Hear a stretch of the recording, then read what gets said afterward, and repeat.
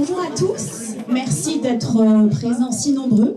Alors, je voulais juste vous dire un tout petit mot en préambule, puisque j'ai déjà été intervenante au sein du groupe IGS et pour la Why Not Factory. Et vous êtes à chaque fois les apprenants, donc, comme on vous appelle, hyper inspirants. Moi, j'ai jamais tenté d'entreprendre, en tout cas, de construire quelque entreprise que ce soit.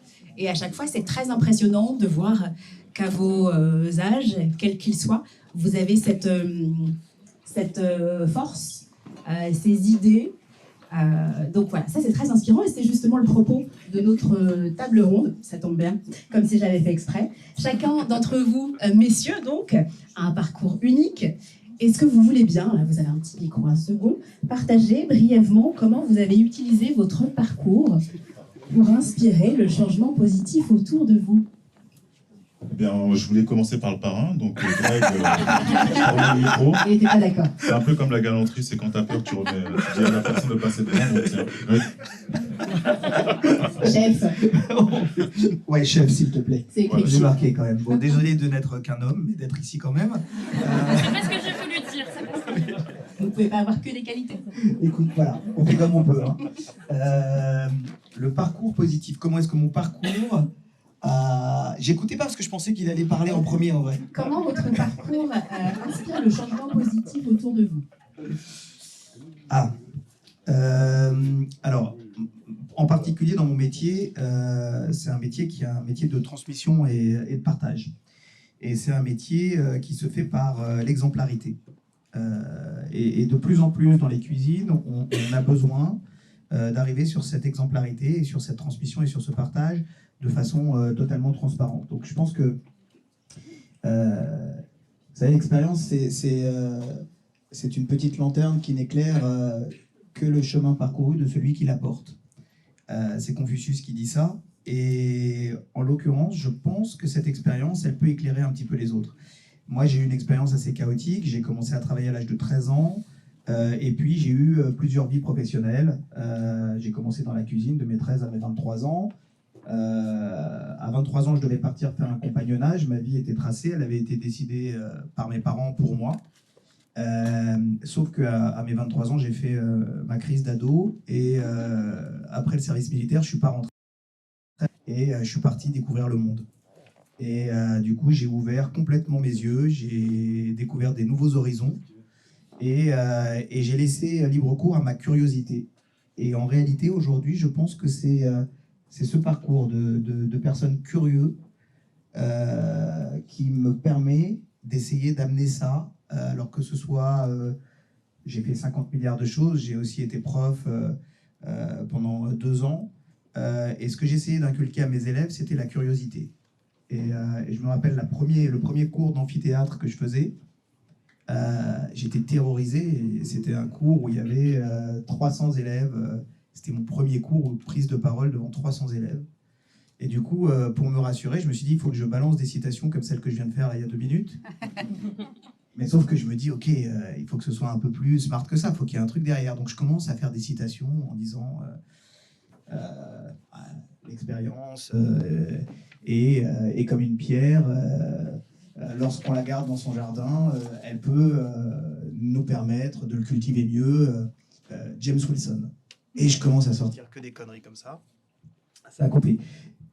Et je commence à dire à peu près que des trucs comme ça. Et j'invente que des citations. Et j'invente que des noms de personnes illustres qui auraient dit ces citations. Et je vois tous les étudiants qui notent. Et au bout d'1 heure, je leur dis, excusez-moi, juste, pourquoi vous notez? Est-ce que c'est parce que moi, j'ai mis un t-shirt marqué prof et que du coup, je vous inculque quelque chose et c'est obligatoirement une certitude, ou est-ce que vous allez avoir la curiosité au bout d'un moment de vous dire que ça fait 1 heure que le gars me dit que des conneries, me sort des noms complètement n'importe quoi et je vais aller chercher, je vais aller creuser. Ça a été le premier cours, j'ai fait 2 ans là-bas et je fais à peu près la même chose surtout. Je vais vous raconter une histoire très courte, après je passe à mes camarades, fallait pas me la filer en premier, hein. Je suis très très très bon. Mais il y a un cinéaste qui s'appelle Alexandre Arcadi et Alexandre Arcadi, il est avec sa femme, ils vont chez le boucher et il demande une épaule d'agneau. Et sa femme, elle dit, je voudrais une épaule d'agneau, et elle dit au boucher, vous me la cassez en 2. Lui, il comprend pas trop. Il lui dit, mais pourquoi l'épaule d'agneau cassée en deux? Elle dit, bah écoute, c'est la religion, c'est la tradition. Ma mère, elle achète les épaules d'agneau cassées en deux. Il va voir sa belle-mère, il dit, écoutez, belle-maman, l'épaule d'agneau, elle lui dit, ah ouais, cassée en deux. Il dit, mais pourquoi cassée en deux? Il dit, bah parce que c'est la religion, c'est la tradition. L'épaule d'agneau cassée en deux, ma mère faisait ça aussi. Le mec se pose une question, il va voir la grand-mère, et la chance, elle est encore vivante. Et il lui dit, pourquoi l'épaule d'agneau cassée en deux? Elle dit, mon fils, en Algérie, les fours, ils étaient tout petits. Ça veut dire que tu vas prendre un truc qu'on t'a inculqué, qu'on t'a répété, qu'on t'a remis, mais tu vas jamais le questionner. Tu vas donc répéter les erreurs du passé. Voilà. C'est joli, ça. Alexandre, après, elle dit, ok. Ça, c'est une vraie histoire. Alors, Et donc, on va faire sans micro, hein, non? ça fonctionne, je crois. Je crois que ça fonctionne. Normalement, ce micro me fait une voix de Barry White. C'est vrai. C'est pas le micro. C'est pas le C'est micro. pas le micro. Bon. Et puis, je suppose que je dois me lever parce que derrière moi...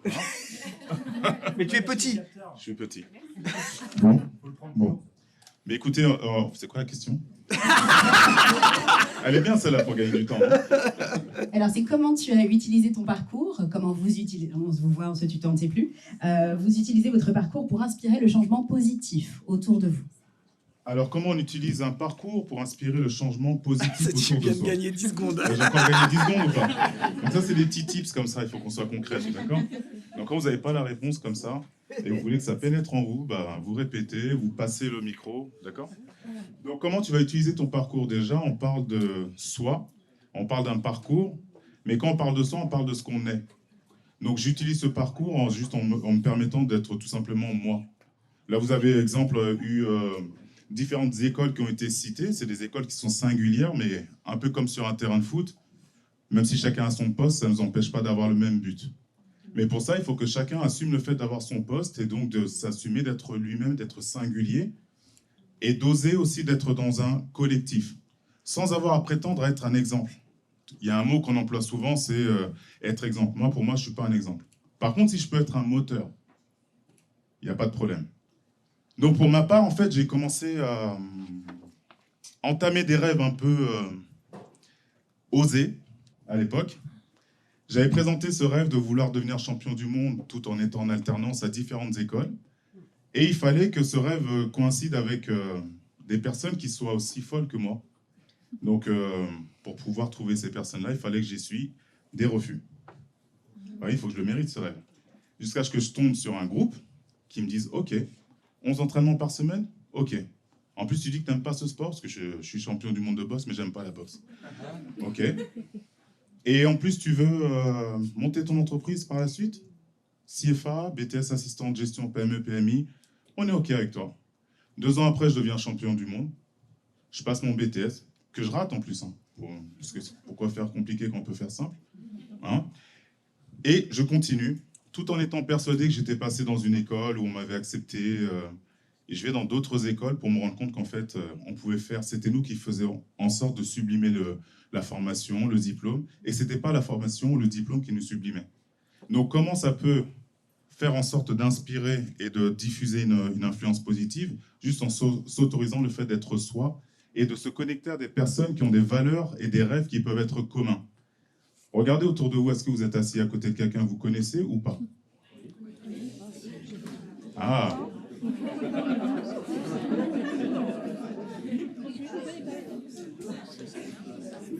Donc déjà, le fait de se dire je suis singulier et je vais chercher une personne singulière et qui ne me ressemble pas. Alors des fois, rien que ça, déjà, c'est un sacré défi. De se dire je suis dans cette école, j'aurai pas forcément des frères et des sœurs de couleur, mais certainement des frères et des sœurs de valeur avant tout. De se dire que peut-être à côté de moi, j'ai peut-être un Greg Cohen, un Moussa Camara, un Saïd Amouche en devenir. Une Cécile Conoc. Tout à fait. En fait,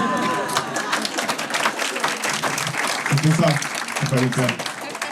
Et vous voyez, et tout ça, ça se complète en se disant, bah voilà, je me permets juste d'être moi, je me connecte à des personnes qui ont des valeurs communes et j'ose échouer parce que si on est là devant vous, c'est parce qu'on a osé plus s'exposer aux échecs. Donc voilà, je ne sais pas si j'ai répondu à la question. Je crois. Saïd et Moussa, est-ce que vous avez eu sur votre chemin, jusqu'à aujourd'hui, des rôles modèles, des gens qui vous ont inspiré, comme vous l'êtes à présent aujourd'hui, peut-être inspirant? Ouais, évidemment, bien sûr. Alors, il y a toujours en fait ces modèles qui nous inspirent à titre individuel et qui ne correspondent pas forcément en fait à des valeurs fortes à l'extérieur, à nos cercles familiaux, autour de nous. Moi, j'avais un père qui était ouvrier, qui est venu en fait des campagnes marocaines travailler. Et je pense que le truc que j'ai vraiment, le plus grand héritage que j'ai pu bénéficier de mon père, c'est cette capacité de ne pas lâcher l'affaire sur le travail. Alors après, ça ne veut rien dire, puisque en réalité, il n'est pas connu, il a fait ce qu'il a pu pour éduquer une famille.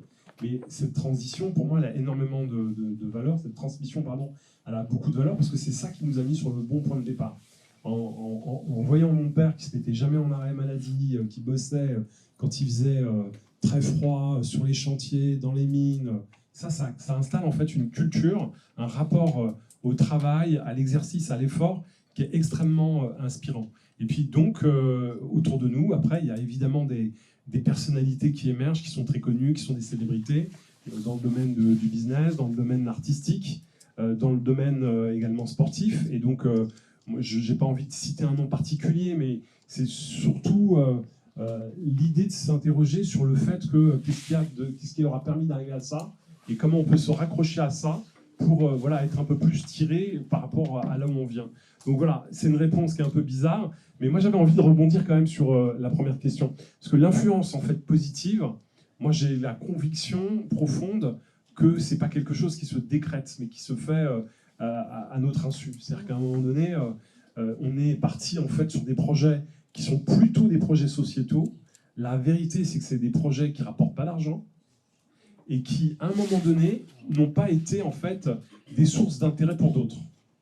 Et ce qui s'est passé, c'est qu'on est aujourd'hui dans une transition économique où la notion d'intérêt général, elle est réinterrogée.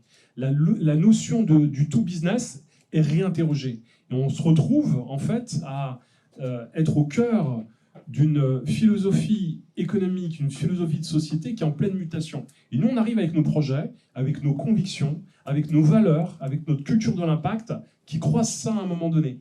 Et c'est ça qui donne probablement un peu plus d'intérêt, un peu plus de visibilité. Aujourd'hui, nous, on fait partie en fait de ceux qui pensent que dans les quartiers populaires, il y a des talents. Tout le monde le sait. Le groupe EJS le sait depuis des années. Et je salue d'ailleurs la vision en fait des dirigeants de cette école qui ont décidé à un moment donné de mettre de la compétence pédagogique pour donner en fait plus de compétences à des jeunes, à une jeunesse qu'on ne regardait pas forcément naturellement. Et aujourd'hui, on voit que ces milliers de jeunes qui sortent à chaque fois de ces circuits sont importants pour l'économie française, parce qu'à un moment donné, l'IGS a joué aussi la carte de l'alternance, et ça a été un outil pour pouvoir faire émerger en fait des talents qui avaient probablement moins d'argent que les autres pour pouvoir étudier. Ça, c'était un facteur décisif. Et aujourd'hui, on voit bien que ça fait du bien à la société. Et donc, penser l'économie différemment et pas simplement se limiter à « je vais lever de l'argent », je vais faire un max de business, je vais perdre peut-être mes valeurs, mais ce qui est important en fait, c'est de montrer que j'ai le plus gros chiffre d'affaires. C'est pas le nerf de la guerre, c'est plus le nerf de la guerre aujourd'hui. Ça l'a été beaucoup dans le monde économique parce que les règles du capitalisme c'était celles-ci. Elles sont de moins en moins reconnues. On a aujourd'hui des investisseurs par exemple qui disent voilà, moi j'investis dans ta boîte, mais qu'est-ce que tu fais sur les questions d'inclusion? Qu'est-ce que tu fais sur les questions de climat? Qu'est-ce que tu fais en fait pour que la société elle soit un peu plus équilibrée? Et si les business en fait sont pas capables de répondre à ça, donc ça peut être des grosses boîtes, mais aussi des boîtes moins importantes, et bien derrière ça fonctionne pas. Et nous mécaniquement, on a construit en fait des projets qui ont été des projets sociétaux à fort impact et qui aujourd'hui sont en capacité de rapporter des gains économiques pour la collectivité. Chaque candidat qu'on place issu d'un quartier politique de la ville, eh bien, c'est plus de 12 000 € de gains pour la collectivité. Ça, c'est concret. Et donc, encore une fois, on ne l'a pas fait exprès, mais le fait d'avoir été animé par nos valeurs et rendre ça concret, eh bien, ça a permis en fait d'avancer et d'ouvrir des nouveaux horizons de développement. Super.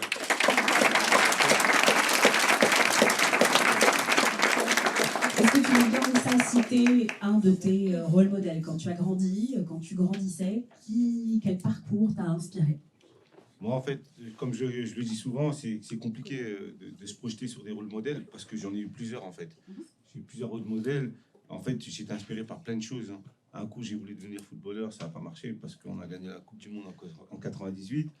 Un coup, j'ai voulu devenir maçon parce qu'un maçon a pris du temps de m'expliquer son métier pendant plusieurs heures en plein été pendant que je partais pas en vacances. Un coup, je voulais devenir un super-héros comme Sangoku dans Dragon Ball Z parce qu'il saurait le monde. Et en fait, beaucoup de sources d'inspiration m'ont donné envie de bouger, de faire quelque chose de ma vie. Et c'est vrai que moi, quand je regarde mon parcours et tout, rien ne m'était prédestiné à faire ce que je fais aujourd'hui.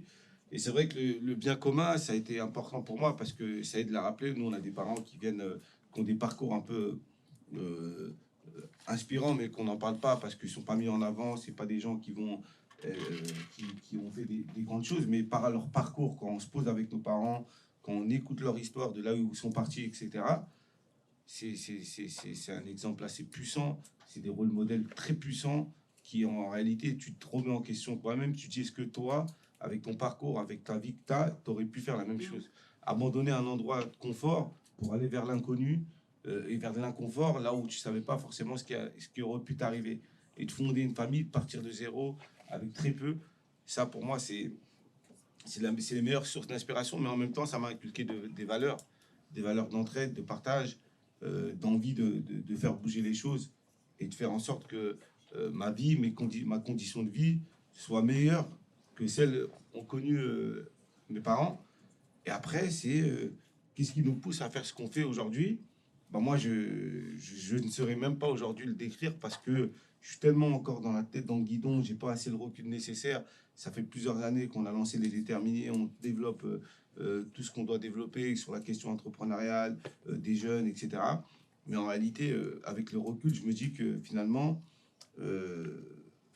la chose qui, moi, aujourd'hui, me permet de lever tous les matins et de dire, ouais, ce que je fais, c'est ce qui me plaît, c'est cette envie de faire bouger les lignes, de faire en sorte que des jeunes, des moins jeunes ont pu changer leur trajectoire et leur destin, et de faire en sorte que finalement, dans la société dans laquelle on vit, parfois quand on regarde, ça donne pas envie, quoi. Il y a beaucoup de désespoir.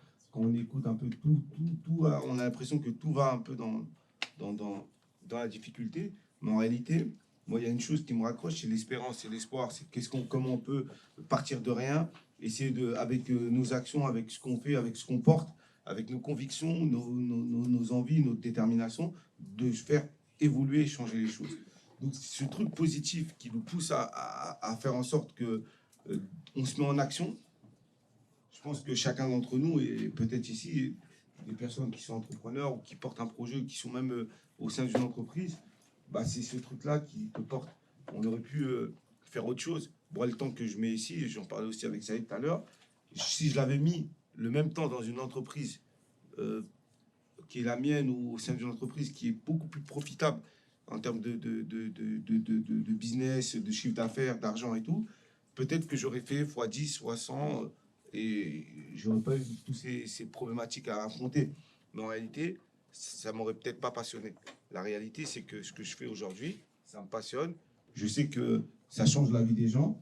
Et je pense que aussi, c'est ma participation à la société dans laquelle je vis. C'est-à-dire, en réalité, les choses peuvent évoluer, tendent à évoluer. Mais aujourd'hui, tout ne va pas bien, mais demain, ça peut-être que ça ira mieux. Et je veux contribuer à ça. Et pour moi, ça, c'est aussi un sentiment de fierté personnelle.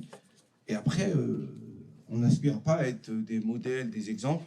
Mais je sais que quand des gens qui regardent ce qu'on fait, comment on le porte, de la manière aussi qu'on arrive à le mettre en avant, bah, ça inspire beaucoup de jeunes aujourd'hui et les générations. Moi, je sais dans mon entourage à faire ce qu'on fait.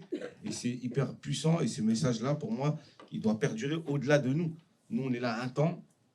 Comment on arrive forcément à faire en sorte que ce qu'on porte, nos actions, nos entreprises, les valeurs qu'on met dedans, les rencontres qu'on a avec les gens, bah comment ça peut perdurer dans le temps en transmettant à des plus jeunes. Là, quand on vient, on partage, on prend du temps et on discute et tout.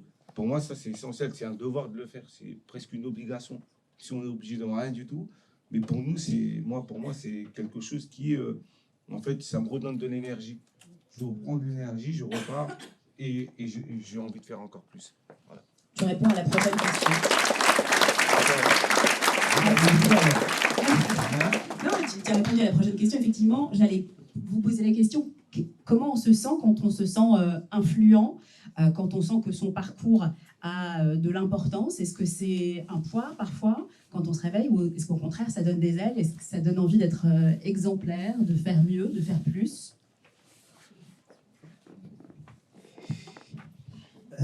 Alors, je rejoins complètement ce que Moussa a dit. Moi, je considère que moi, j'ai eu beaucoup de chance. Alors, j'ai pas eu les mêmes rôles modèles. C'est pas mon père qui a été un rôle modèle pour moi, à l'inverse même. Mais j'ai eu la chance d'avoir accès à l'éducation. J'ai eu la chance d'avoir des gens qui m'ont tendu la main. J'ai eu la chance d'avoir fait des rencontres. Mais au-delà de cette chance, j'ai su la saisir. Et je pense que c'est un point commun qu'on a à peu près tous ici. Et que chez vous, à votre niveau individuel, vous devez bien comprendre. La chance, elle va vous regarder, elle va être à côté de vous. Et c'est à vous de la saisir à un moment.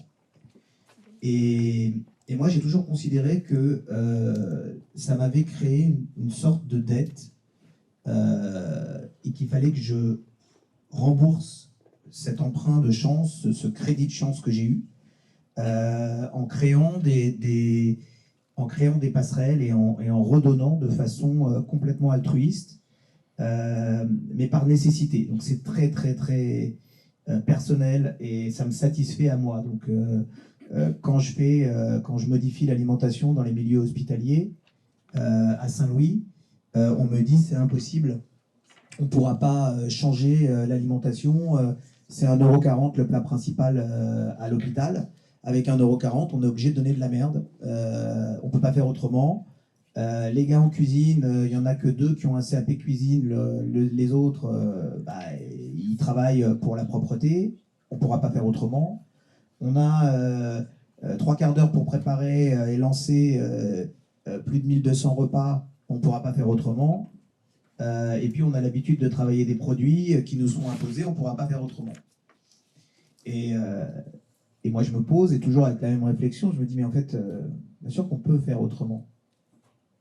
Il faut juste essayer de partir des contraintes, c'est-à-dire de la réalité, et ensuite transformer cette réalité et ces contraintes en positif, et puis en transformation pure. Je vous la fais courte, sur l'hôpital, 70% des plateaux repas n'étaient pas consommés. C'est la double peine. Quand on est à l'hôpital, on est malade et en plus on nous donne un truc dégueulasse, on sait qu'on ne va pas manger. À Saint-Louis maintenant, on est passé à 80% du plateau repas mangé dans son intégralité avec ce programme Repas Toqué. On a augmenté de 3 centimes. On est à 1,43 en moyenne sur le plat principal. Deuxième chose, je suis allé voir il n'y a pas longtemps le groupe Ferrero. Groupe Ferrero, ils ont une marque qui s'appelle Nutella. Et je suis allé les voir et je leur ai dit, voilà, vous gagnez beaucoup d'argent avec Nutella. Venez, on fait quelque chose qui ne va pas vous rapporter d'argent. Venez, on va mettre en avant les futurs talents de la pâtisserie partout en France. On a créé la Nutella Academy. Et on a aujourd'hui plus de 20 CFA, plus de 150 jeunes qui sont en apprentissage, qui participent au concours de la Nutella Academy. On a 8 quarts de finale et 4 finales régionales, demi-finales régionales, et on a la finale qui arrive à Paris. Quand je leur ai parlé, ils m'ont dit « Ok, pas de problème, on met les sous, on y va. On va pas vendre plus de tubes de Nutella ou de pots de Nutella, on s'en fout, c'est pas le débat. » Et quand je parle avec des copains à moi chef, ils me disent « Quand même, t'exagères, Nutella... » Je leur dis, bah oui les gars, mais toi t'es étoilé, non? Bah oui. T'as combien d'étoiles? Moi j'en ai 2, moi j'en ai 3. Je dis, c'est qui? C'est des étoiles Michelin? C'est des pneus, non? Michelin, au départ. C'est un des plus gros pollueurs sur la pétrochimie. Ça ne te gêne pas de prendre 3 étoiles par un méga pollueur de la pétrochimie et de me donner des leçons? Le gars, d'un seul coup, il me dit, oui, finalement c'est pas faux, t'as raison. Voilà. Donc l'idée, c'est vraiment de donner, de transmettre, et de rendre un petit peu ce crédit qu'on a pris, que la vie nous a apporté. Non, je vois que ça fait sourire des gens, mais c'est vrai, Puis le troisième truc, c'est la leçon de la jeunesse. En fait, Moussa disait un truc aussi que je trouve assez remarquable. Alors, je parle que de Moussa parce que j'ai une mémoire très court terme. Hein. J'ai oublié ce qu'Enoch a dit. Mais, mais en vrai, quand on grandit et quand on est jeune et quand on est des gamins, on veut faire mieux. En fait, c'est ça qui, dans notre génération, est exceptionnel et chez l'être humain est exceptionnel. On veut faire mieux. Mieux pour nous, mieux pour les autres. Et puis, au fur et à mesure où on grandit, on perd un petit peu notre innocence. Et puis, on est pollué par la masse d'informations qu'on reçoit, et de plus en plus aujourd'hui, et de l'instantanéité de l'information. Et on tire des conclusions qui sont des conclusions complètement erronées, qui sont des conclusions où on prend un instantané de la difficulté du monde d'aujourd'hui, sans intégrer la capacité que vous avez tous à faire mieux. C'est-à-dire que cet instantané, on considère que, ok, le monde du travail est compliqué, il y a des inégalités, il y a de la pollution, on est emmerdé sur plein de choses. Si je prends cet instantané et je dis c'est une constante, elle restera toujours là, on est bloqué et on est terrorisé. En revanche, cet instantané, il évolue. Et il y en a un, par exemple, qui m'a fait évoluer, c'est vous qui m'avez fait évoluer, c'est votre génération qui m'a fait évoluer. Avant, on voulait travailler. C'était la seule chose qu'on voulait faire. Travailler. La valeur travail, oui. Et on voulait travailler, et travailler plus, et c'était pas grave, etc. Et votre génération, elle a amené une chose qui est essentielle. Elle a amené le sens. C'est super important. Pour qui je vais travailler? Ça veut dire quoi? Et à partir de là, j'ai quoi comme impact sociétal et environnemental? Donc quand je reprends cette nouvelle notion qui est la notion du sens, que nous, on imprime maintenant partout, mais partout, Saïd l'a dit, aujourd'hui, on a besoin de rajouter du sens sur l'inclusion, sur l'impact environnemental, l'impact sociétal. Juste pour info, maintenant, c'est rentré dans les calculs capitalistiques des fonds d'investissement. Mon entreprise, si elle n'est pas RSE, elle vaut 100. Si elle est RSE, elle vaut 115 en valorisation. On est entre 10 et 15% de markup en termes de valorisation. Et ça, c'est votre génération qui nous l'a amené. Donc, vous avez, dès aujourd'hui, sans le savoir, un impact très fort sur la société. Et cet impact, c'est quelque chose que nous, on inclut et qu'on essaie de partager. Je me permets de conclure sur l'opération Repas Toqué dont tu parlais pour l'hôpital Saint-Louis, qui est soutenue donc par Brigitte Macron. Tu nous as pas parlé de Chefs for the Planet et Agoralim. Est-ce que tu veux bien en parler? Parce que on pourrait se dire qu'être chef, ça ne concerne qu'une cuisine, dans un restaurant, etc. Mais il y a un vrai impact sociétal à ce métier qui est ta passion. Oui, alors, avant d'être chef cuisinier, c'était, je vais parler très vite des 3 S. Et c'est la société qui nous a fait évoluer. Être chef cuisinier, c'était faire quelque chose de savoureux, quelque chose de bon. Et puis après, on a évolué et il fallait faire quelque chose de sain. Alors, moins de sucre, moins de gras, moins de sel, attention, le gluten, attention, bon bref. Donc, on est devenu quasi diététicien. Il fallait faire quelque chose de sain. Et là, grâce à vous, maintenant, il faut que ça ait du sens. C'est quoi l'impact sociétal et environnemental que ça a?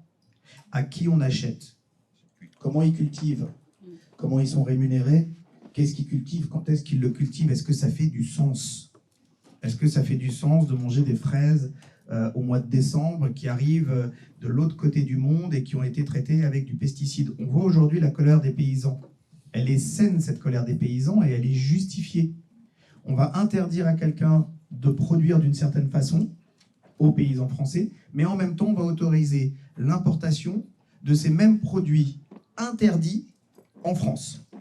Donc moi, j'ai co-signé il y a quelques temps, il n'y a pas très longtemps d'ailleurs, le rapport Agoralim sur la souveraineté alimentaire, avec un autre chef qui s'appelle Guillaume Gomez.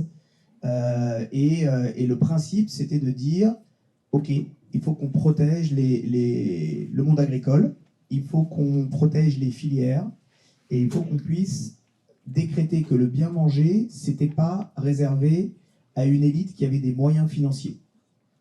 Et donc, à partir de là, comment est-ce qu'on déconstruit des décennies qui sont depuis les années 80 à peu près, de construction d'hyper marchés et d'hyper transformés?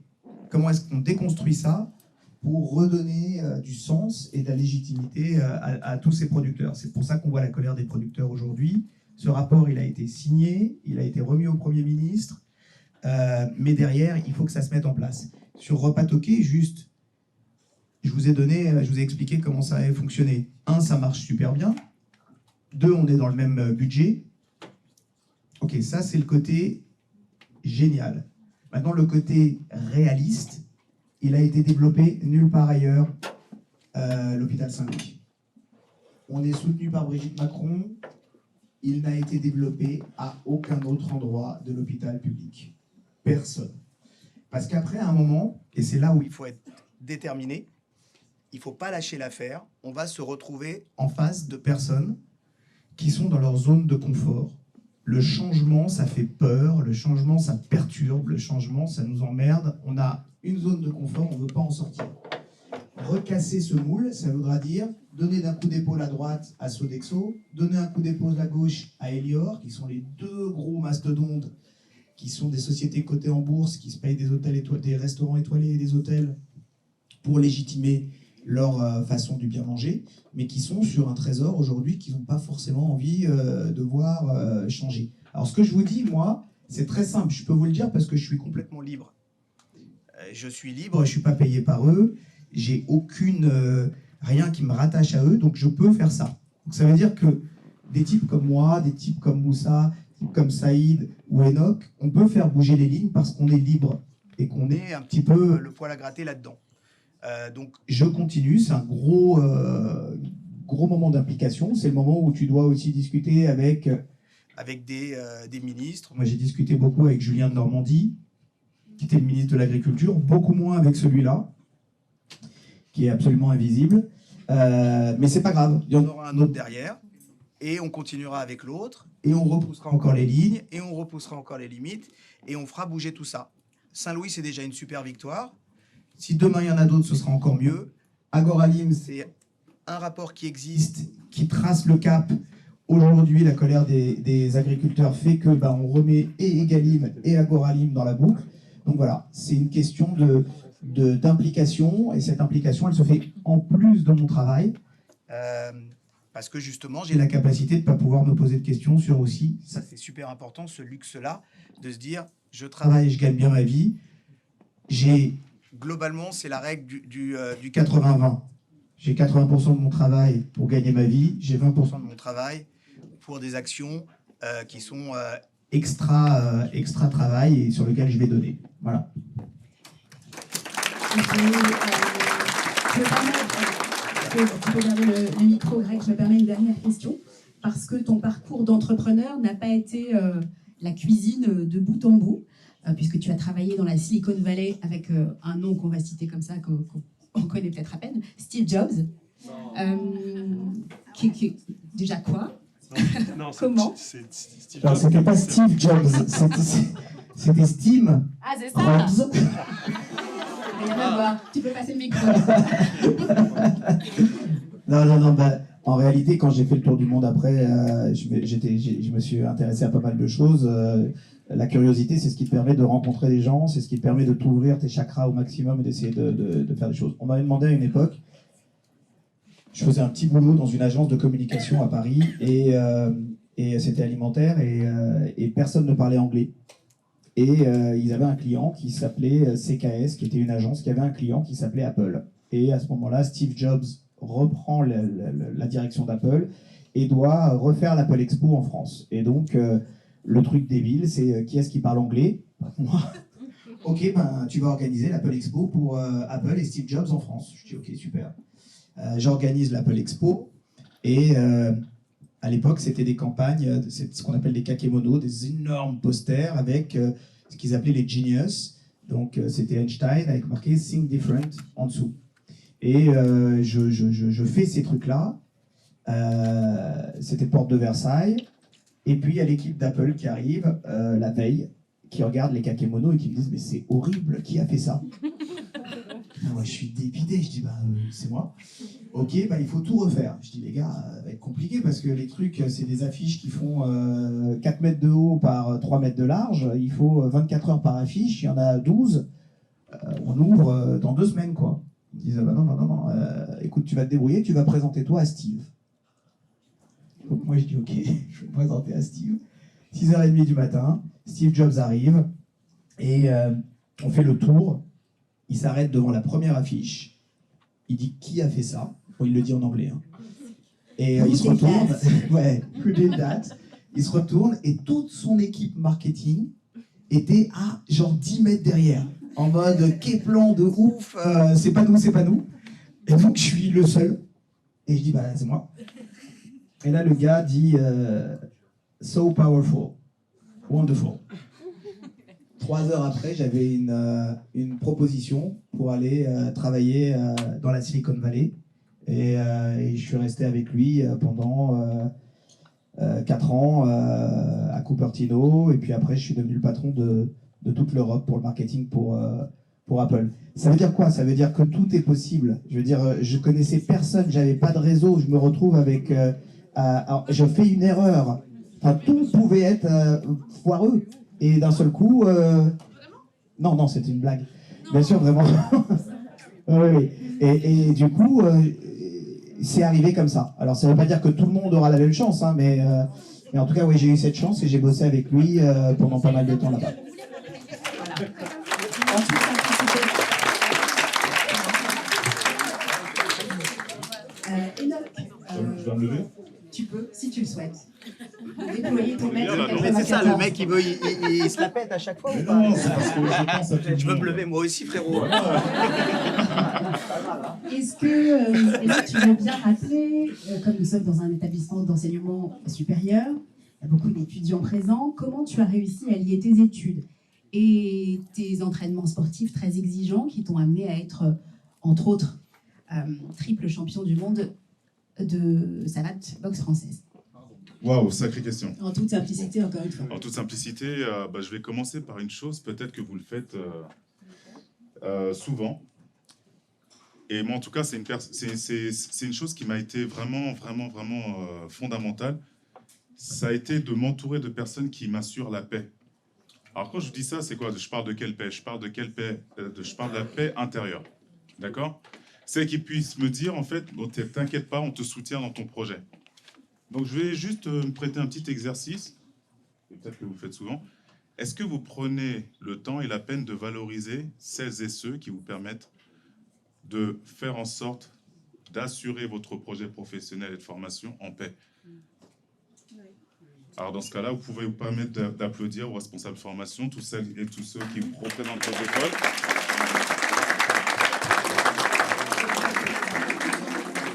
Parce que sans ces personnes-là, en fait, c'est après qu'on s'en rend compte. Hein. C'est pour ça que j'ai eu la démarche, moi, de revenir 20 ans après ici.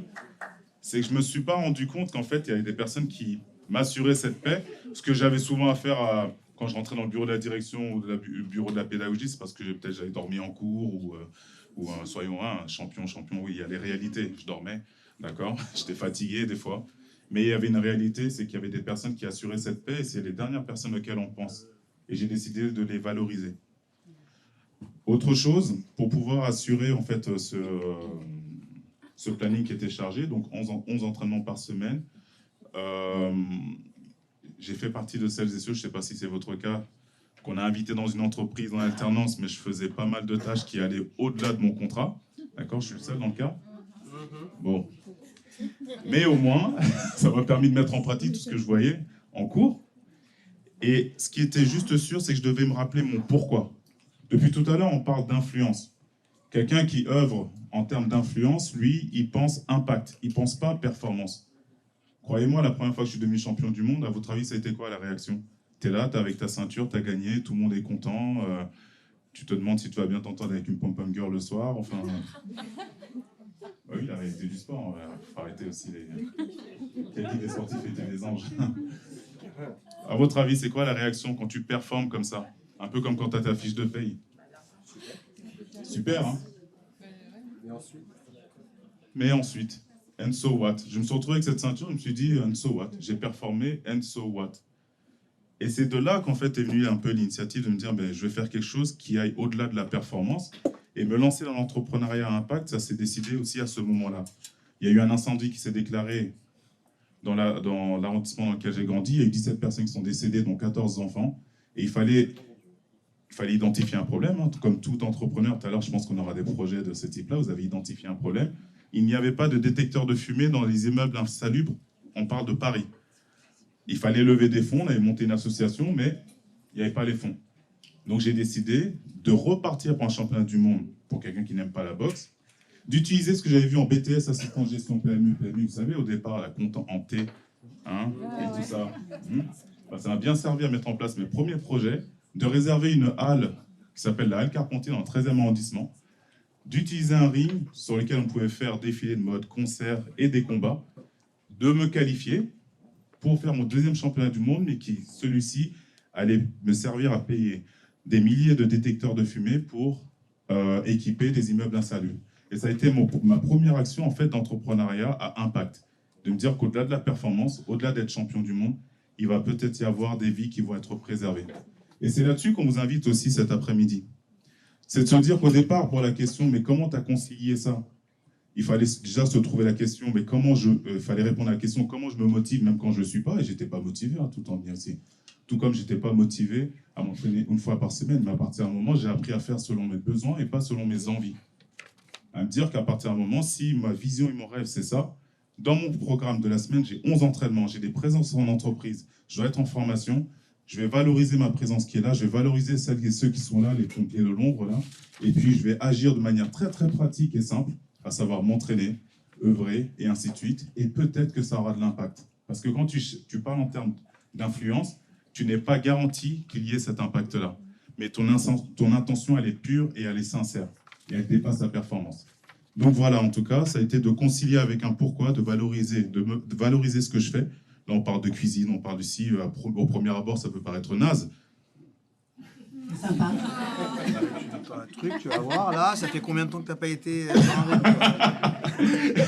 Non, mais au premier abord, ça peut vous paraître basique, mais vous ne savez pas quelle vie ça peut impacter. Et penser en termes d'impact et d'influence, et pas juste en termes de performance. C'est tout. Bravo. Alors, on va manquer de temps parce qu'on a plein de choses à dire finalement. J'ai une question pour... je me permets...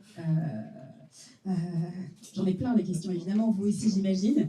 Je me permets, Saïd, de prendre encore un petit peu de temps. Est-ce que tu peux partager ce qui t'a motivé à créer le groupe Mosaïque, qui est défenseur de l'inclusion économique? Qu'est-ce qui motive?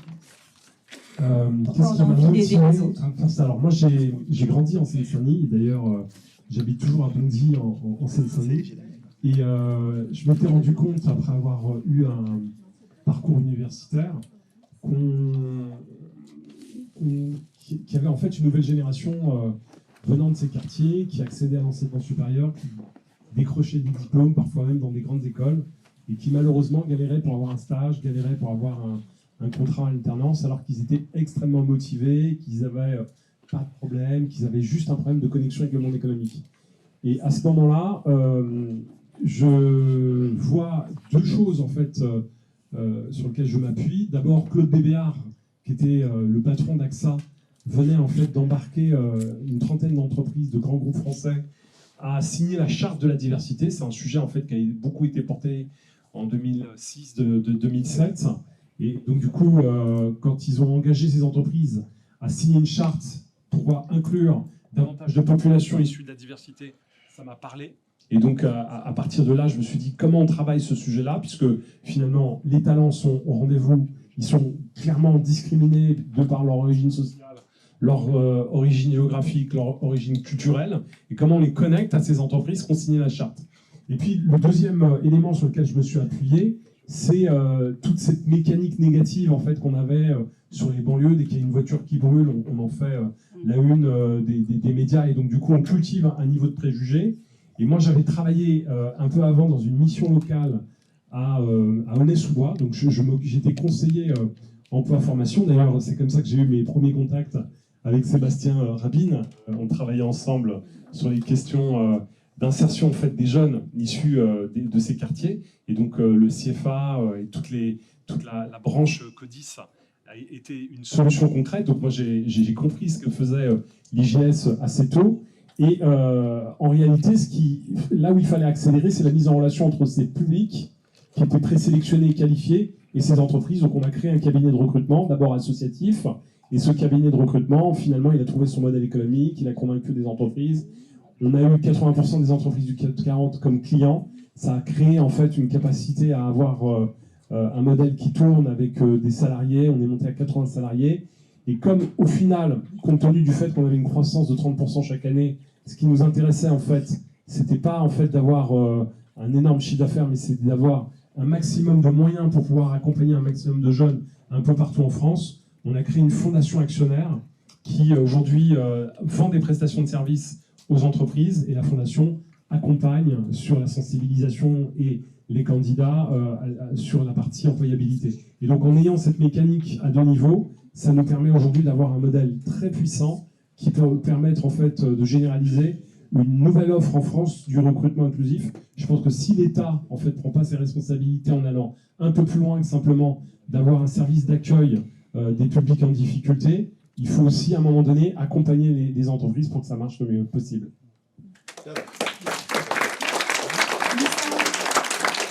Il nous reste 3 minutes pour finir, comme ça je vous dis le temps. Pose-moi une autre question. En l'occurrence, Comment ça va? en l'occurrence, donc toi tu as grandi à Cergy, c'est ça? Ouais, c'est bien ça. Une fois que tu as mis le pied dans la porte de l'entrepreneuriat, tu as décidé de maintenir la porte ouverte pour les autres et de les aider avec la Fondation Les Déterminés. C'est aussi un exemple d'influence. Pourquoi tu aurais pu, toi, entrer tout seul, te faufiler? Pourquoi c'était important de permettre à d'autres personnes d'accéder à ce à quoi tu as accédé? Déjà parce que je pense que l'entrepreneuriat, il a toujours existé dans nos quartiers. Notamment, moi, j'ai toujours vu depuis tout petit des gens entreprendre, mais ça s'appelait pas de l'entrepreneuriat, ça s'appelait le système D, la débrouillardise.